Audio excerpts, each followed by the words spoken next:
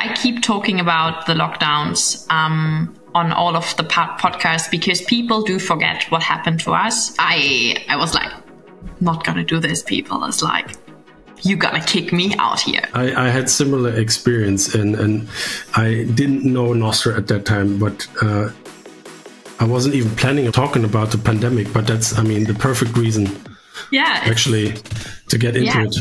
If you move to that direction, I'm going to the other one. This is fine, but then I don't want to have anything to do with you anymore.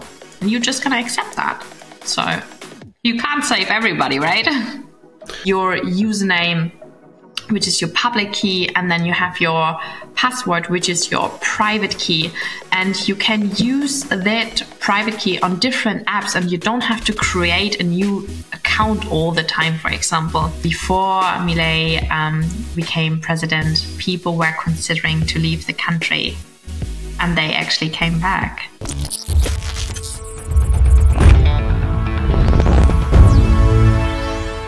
Today we're talking to Tanja Bächle.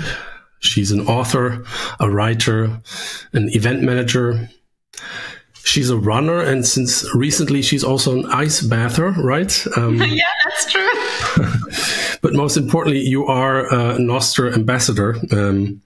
So we'll be mostly talking about Nostr. But you had a life before Nostr. You are from Berlin, right? And after your studies, you went to London to work in real estate. Did this have anything to do with your studies, and how was your experience there in London? Well, thank you first, Daniel, for having me on your podcast. And so I'm back in Berlin right now. It's super, super cold after 2 months, like having just sun. Well done on pronouncing my name, but you're German, so it's like all the other podcasts, they struggle so much. Oh yeah, they do. It's like... And did my studies have anything to do with my previous job in London? Definitely not.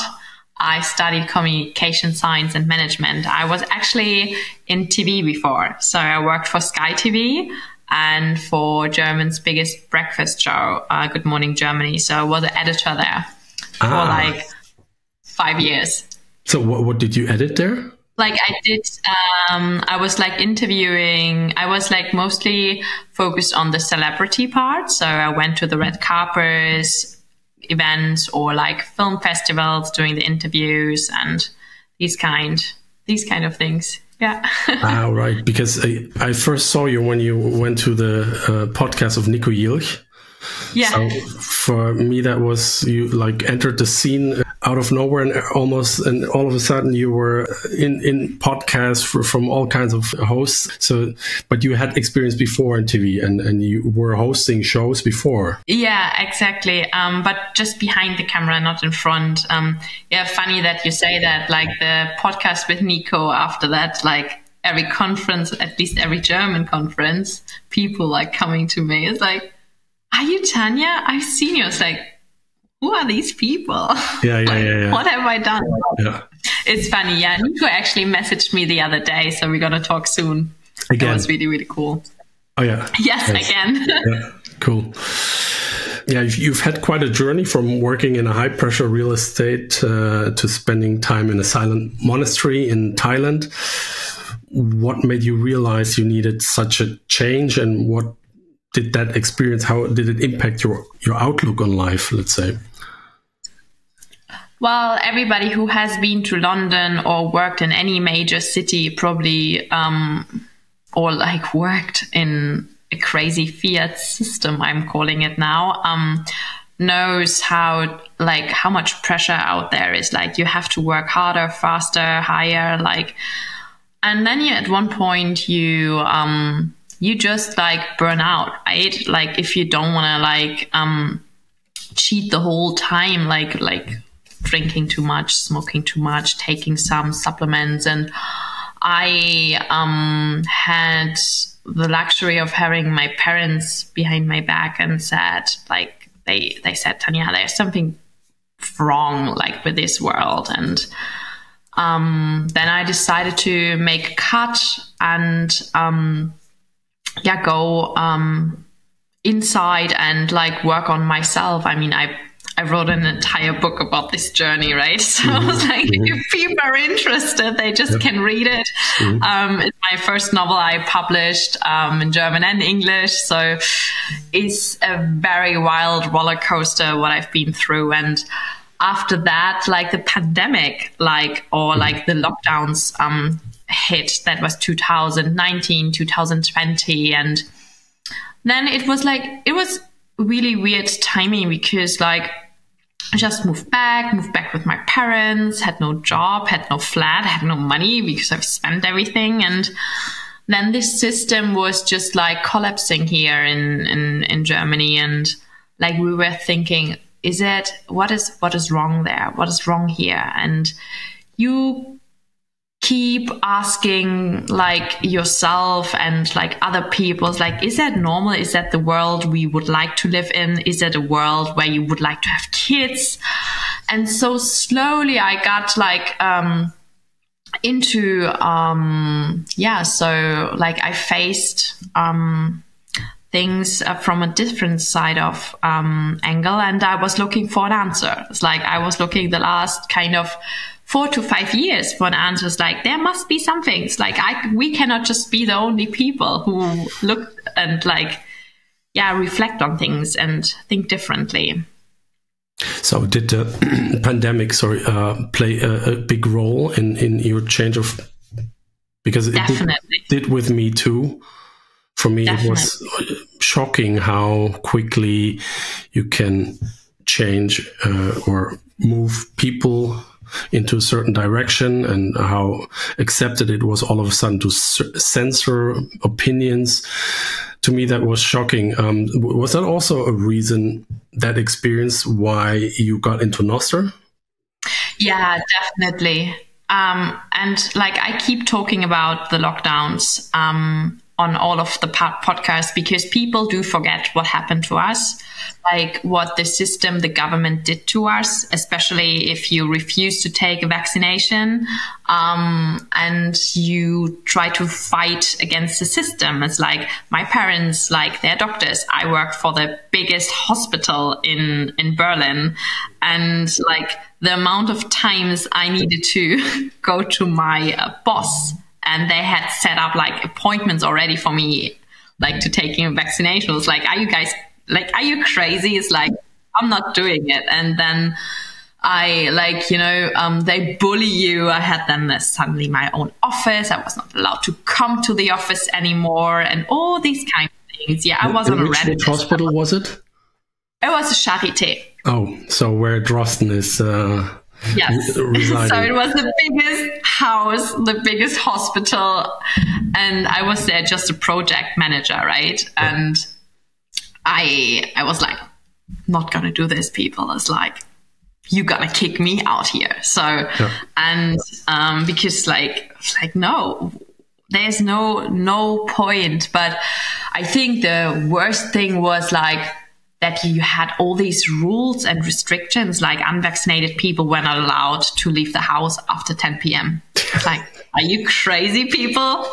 I was not allowed to go to a restaurant because I was not triple vaxxed, or I don't know. I was not allowed to travel. I wasn't like taking a plane like for 3 years because I wasn't vaccinated. So, of course, I did all this illegal stuff and just went by the car to Croatia and see how far I can go, and like to France and all these kind of things I did. And even with the lockdowns, when everything was closed, I took the car, went to the coast. It was like, not with me. Like, what are you going to do? Like, arrest me? Go for it. And my parents were the same. And there was quite healing, like that I had them, but like all of my friends, like from my friends, like here, I'm the only person who's not vaccinated. You know, it's like, respect. Yeah, when I found like, and we were writing about it. It's like I was writing about it, like on Facebook, and like my mom as well, and like our posts were deleted on LinkedIn. Everything was deleted. Deleted, yeah. Yeah, of course. It's like. Yeah.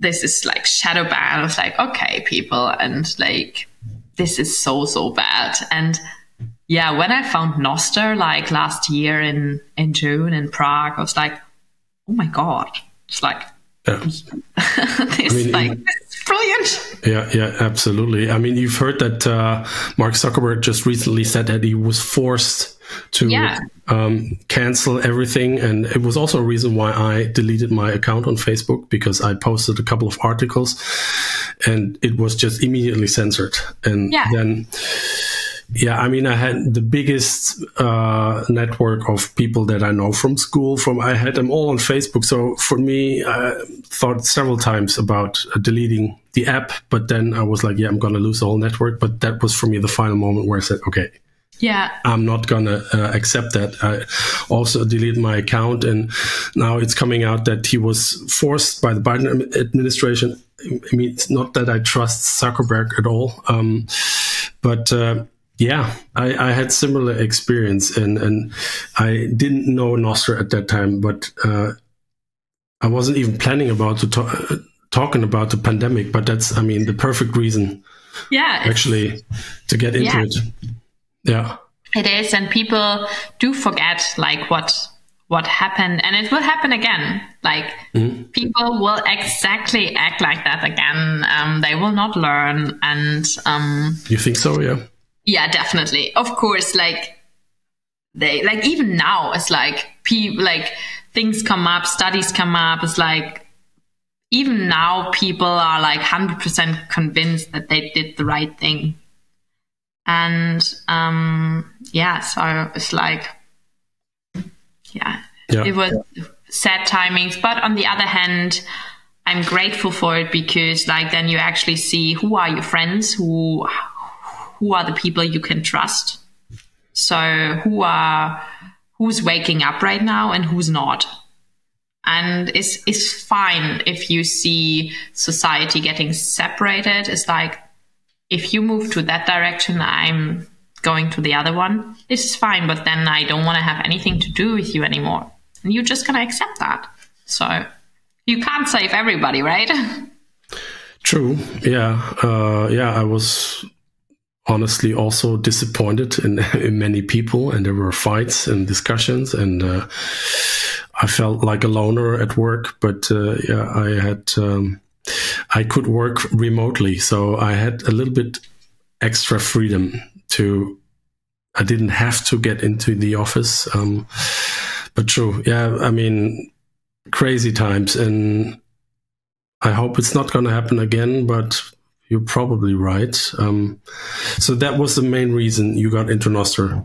That's because like I saw the potential of it. I saw it's like, oh, this is so cool. I mean, this is like, damn, like if we would have had that. And like at the beginning, of course, I wasn't understanding Nostr at all. Even now there are like things like the technical side. It's like, wow, what is happening here?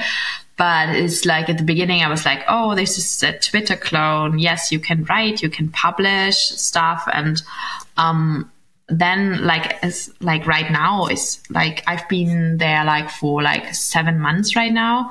And it changed so much. It got so much better. It's like so good. It's really You mean like the user experience itself? Or? Yes. Yeah, they're constantly developing it, and the developers are great. And like Pablo, who just published a kind of Instagram for Nostr, which is called Olas. I love that. Olas, O-L-A-S. And that's what is that? It's like kind of an Instagram. You post your pictures, and then you can like them, you can zap them, repost them, and he has a test try right now, and it's like absolutely cool. Yeah, it's really cool. It's really cool, and of course, it's sometimes a little bit slow, it's a little bit buggy, but he's super open about it and say, like, guys, just test it out, give me honest feedback, and this is what you do. It's like, okay, this doesn't work, I cannot sense sats, how can I do it? And then he's answering you, like, you know, if there's anything he can support or help you, or like giving honest feedback. And that's great. It's like, do that with Facebook, like text Mark Zuckerberg, it's like, you know what, this is not working, and it's like impossible. And but you do have to, like, it's a lot of work though. That's what I can understand that sometimes people do feel lonely when they join the community first, because you can't join Nostr by yourself. You need always another person who gets you into that and is helping you. I mean, the ecosystem is supporting you, but if you don't know anyone, it's like, what am I going to do here? It's like, where are my friends? Like, what should I do? So you really, really, really have to, do the proof of work in order to get heard or use it properly. So it's just a little bit different than a social media app, and it's not as straightforward. So for people who haven't heard of it yet, what is the basic difference and how could they get into it? You have like a private key, you have a public key. Well, Nostr is like, I don't like to go always the technical side of Nostr. I can tell you now what Nostr stands for. Like, that's a protocol that's written by Fiat Jeffs. Like, people can read that by themselves. Like, once you start telling all the technical part, you lost the people. I always approach from the different way. It's like, we all know that social media, the way we use it now, is super unhealthy and toxic. It's like you scroll and scroll, the algorithm is taking over and you spend hours, nights for it, scrolling in your reels. And there's just a healthier solution for it, which is called Nostr. And the beauty of Nostr is the interoperability. So people actually build their clients on their protocol. So you have once your username, which is your public key, and then you have your password, which is your private key. And you can use that private key on different apps, and you don't have to create a new account all the time, for example. Imagine you have LinkedIn and sign yourself up, and then you have Twitter. So the way Nostr works is that you use your private key for both, and your entire profile is there. You take your entire social graph over to that new client. But in our normal world, that doesn't happen. You have to, because it's centralized, obviously. So you have to build all the time a new profile. All the time you have to get your new, your friends with you, your followers. And so Nostr solves this. And also is the beauty of it, you cannot get banned because it's decentralized. Yeah. There is no, people always say, so who is the CEO? Who's the company you work for? It's I don't, because there is no company behind Nostr. There is no CEO behind Nostr. Nobody is paying the people to work for Nostr in a way that you get it out there, that you explain it to people. It's a lot of volunteering and spreading the word for free. Absolutely. Yeah. I got into Nostr through Bitcoin. So both allow a sort of freedom that you don't have with other systems or solutions. But it also comes with responsibility. So once you lose your private key with your wallet in Bitcoin or with Nostr, nobody can help you anymore because there's no service that controls it. So always store your keys well, but then you have a lot of freedoms indeed. You've spent several months traveling through South America to promote Nostr, right? So you just came back. What were your memorable moments and how was that? Oh, wow. Well, we started a South American tour. So we had 3 back-to-back conferences in 3 countries where the entire ecosystem supported this project. So I did a Geyser fund. We raised a lot of money and we started in Buenos Aires in Argentina, for La BitConf with a Nostr conference there. And then we went to SatsConf in Sao Paulo, which is in Brazil, and then adopting Bitcoin, which is El Salvador. And each conference, we had a Nostr booth. where we just like were a lot of volunteers from different clients, from the ecosystem, who were just like there in order to educate people, talk to the people, explain people what Nostr is. And after every conference, we had a Nostr day. So a Nostr day was a little bit smaller because a conference is super busy, you know, it's like loud. It's like, in order to probably like onboard someone, you need like 10 to 15, sometimes 20 minutes, and people are in a rush. So we invited them to the Nostr days, where we had like different kind of setups. Like in Buenos Aires, we went to La Crypta, which is the biggest Bitcoin community there.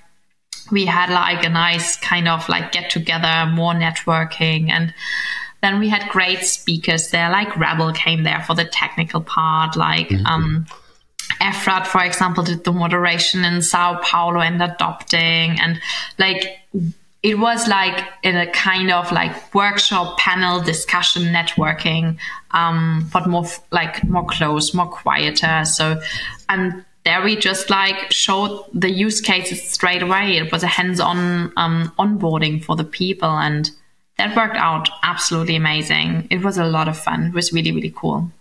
And which app are you recommending to use? It depends. Like, I'm a huge fan of Primal. Like, is kind of a Twitter clone, I would say. Has a built-in wallet.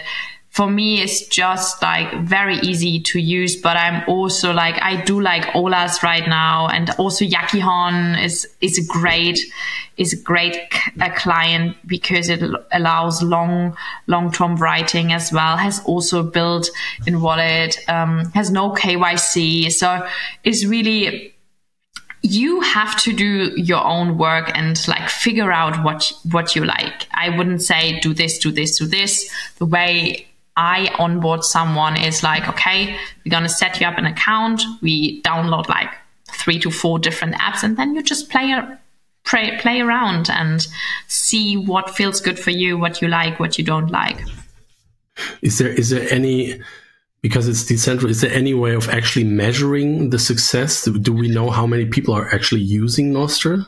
No, we don't. What you can do is like, you can look, you can go to the clients directly and ask, okay, from that date to that, how many new like people signed up? Yeah. So, but you could, because we then did like a hashtag, so people tag them. So the ecosystem knows, okay, there was a lot of activity, a lot of new people are joining, because when someone is joining, I always recommend to put the hashtag introduction. So, I actually have a filter like on my, one of my clients, so I can just like say hello to people who are new or zap them something to just feel them welcome, right? So, and this is what we did. Like, we zap people who are new, they received their first sats, and it's like, oh, this is cool. I was like, yeah. So, show them the beauty of it. Yeah. So people were open to it. I'm not entirely sure, like Argentina, El Salvador, is there censorship going on? I mean, I remember that Brazil tried to, or they did actually. Yeah, they did. They banned X. Not anymore.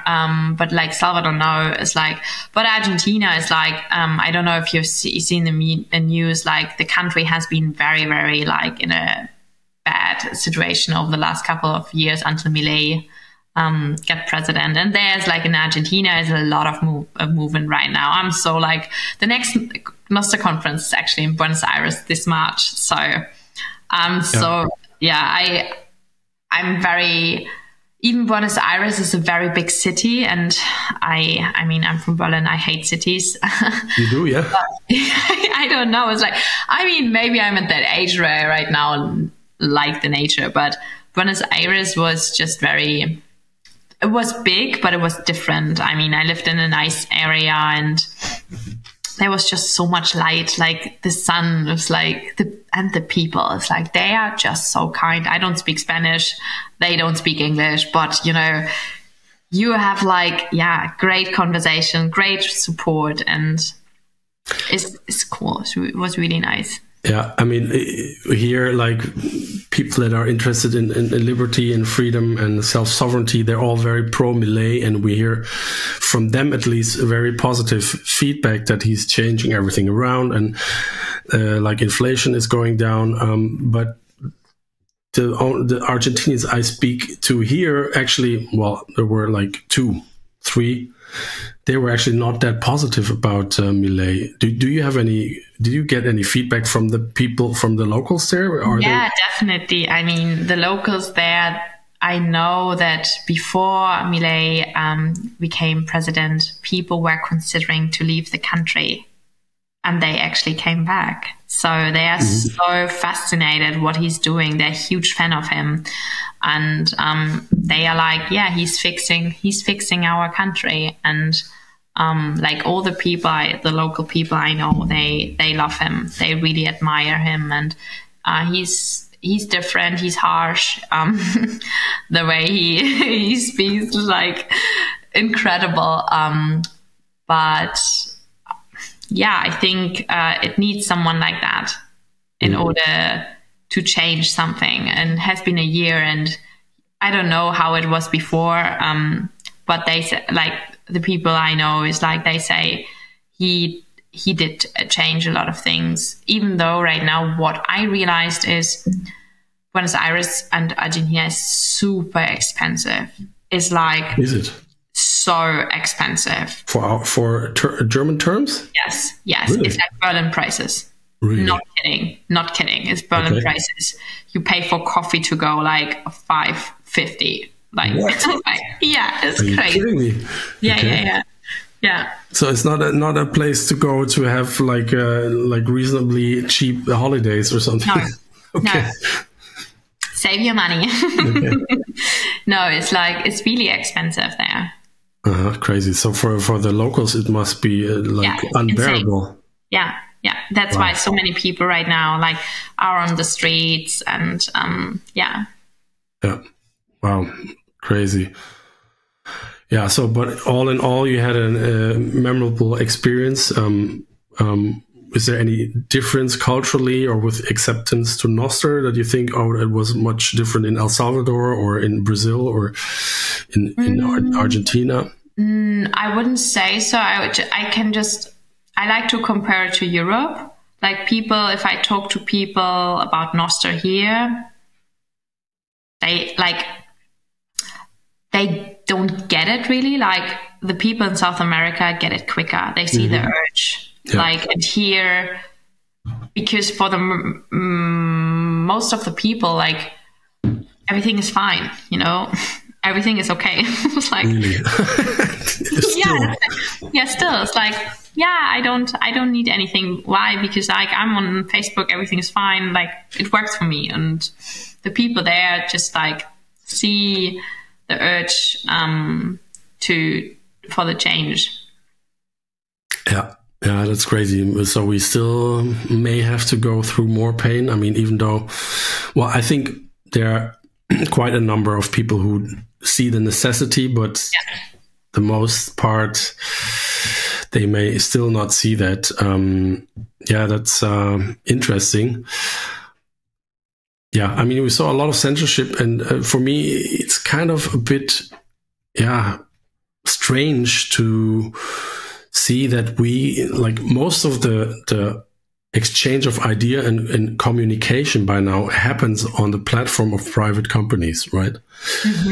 And that we got used to that and think that's normal is a bit strange to me. So, and Nostr offers a much better alternative here. And it's, Bitcoiners maybe understand that better, because if you compare that to Bitcoin and cryptos, Bitcoin is decentralized, while most crypto projects are also centralized projects.